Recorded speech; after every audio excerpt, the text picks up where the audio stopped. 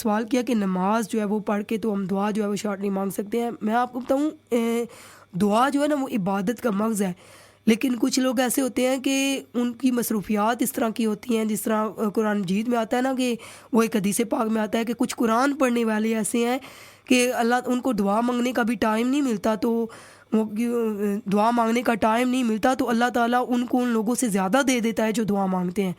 تو آپ کی بیماری میں اگر آپ نماز پڑھ رہے ہیں تو جب اللہ تعالیٰ نے آپ کو مسلح پہ بلا لیا ہے تو اس بیماری میں اللہ نے آپ کو کچھ دینا ہی تھا تو اللہ تعالیٰ نے آپ کو بلا لیا ہے نا، ورنہ تو لوگ ٹھیک ٹھاک ہو کے بھی جو ہے وہ دنیا کے کاموں میں اتنے مصروف ہیں کہ وہ نمازیں ادا نہیں کرتے. تو اگر آپ اس حالت میں بھی جو ہے وہ طبیعت کے خراب ہونے کے باوجود بھی اپنے رب کو نہیں بھولی اور یاد کر رہی ہیں تو یہ ہو ہی نہیں سکتا کہ آپ کی کوئی دعا قبول نہ ہو. ویسے بھی بیماری میں جو ہے نا وہ گناہ جھڑ جاتے ہیں.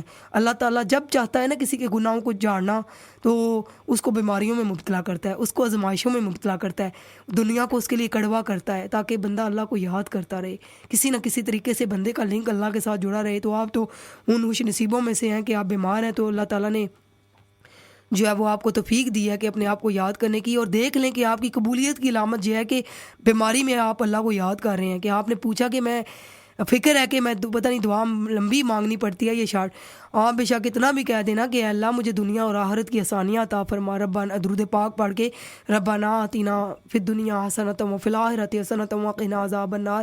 اپنے والدین کے لیے ضرور دعا مانگا کریں. جب بھی کوئی چھوٹی سی دعا بھی ہونا تو جب بھی دعا مانگنے کا حضرت علی شیر خدا سے کسی نے پوچھا تھا کہ جب کیسے میں دعا مانگوں تو میری دعا قبول ہو، یعنی دعا کا ایسا طریقہ بتا دیں کہ جب میں دعا مانگوں نا تو میری دعا قبول ہو جائے. تو انہوں نے حضرت علی شیر خدا نے فرمایا کہ جب تم دعا مانگنے لگو نا تو پہلے تم آقا دو جہاں محمد مصطفیٰ صلی اللہ علیہ وسلم اور ان کی آل پر درود پڑھو اور اپنی دعا میں اتنا کہہ دو مولا تو اپنے محبوب حضرت محمد مصطفیٰ صلی اللہ علیہ وسلم اور ان کی آل پر اپنی رحمتوں اور برکتوں کا نزول فرما، پھر تم جو دعا مانگو تمہاری قبول ہوگی. سبحان اللہ. لبوں پہ نام نبی جو آیا تو ریز پا حادثوں کو پایا، جو ٹال دیتا ہے مشکلوں کو میرے نبی کا ہے نام ایسا. تو بس آپ درود پاک پڑھ کے اپنے لیے آسانی مانگ لیں اور کل مومنین کل مومنات کے لیے دعا کر دے تو اللہ تعالیٰ آپ کی ساری مشکلیں آسان کر دے گا انشاءاللہ. تو جو ہے نا یہ ہمیں ذہن میں نہیں آنا چاہیے کہ مطلب اپنے دین کو اتنا مشکل نہ سمجھیں. لا اکراہ فی الدین، دین میں کوئی سختی نہیں ہے. قرآن پاک میں ہے کہ دین میں اتنی سختی نہیں ہے.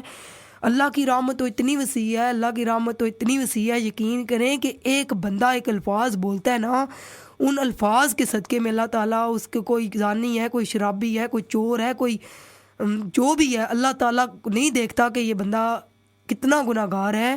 وہ بس اس بندے کے الفاظ کی اس کو ادا اتنی پسند آتی ہے کہ وہ ان الفاظ کے صدقے میں اپنے بندوں کو معاف کر دیتا ہے. تو یہ نہ سوچیں کہ نہیں ہمیں لمبی دعا ہی مانگنی پڑے گی تو تب بھی جا کے قبول ہوگی. اللہ تو واللہ علیم بذات الصدور، اللہ تو دلوں میں چھپی دعاؤں کو بھی جاننے والا ہے. وہ تو ہمارے پیچھے ظاہر باطن آگے پیچھے جو ہماری زندگی میں ہوگا، جو ہونا تھا، جو مر کے جو ہم نے اٹھنا ہے، جو ہماری شفاعت ہوگی، جو آگے ہمارے حساب کتاب ہوں گے قبر میں، جو ہماری منزلیں ہوں گی، وہ سب اللہ جانتا ہے.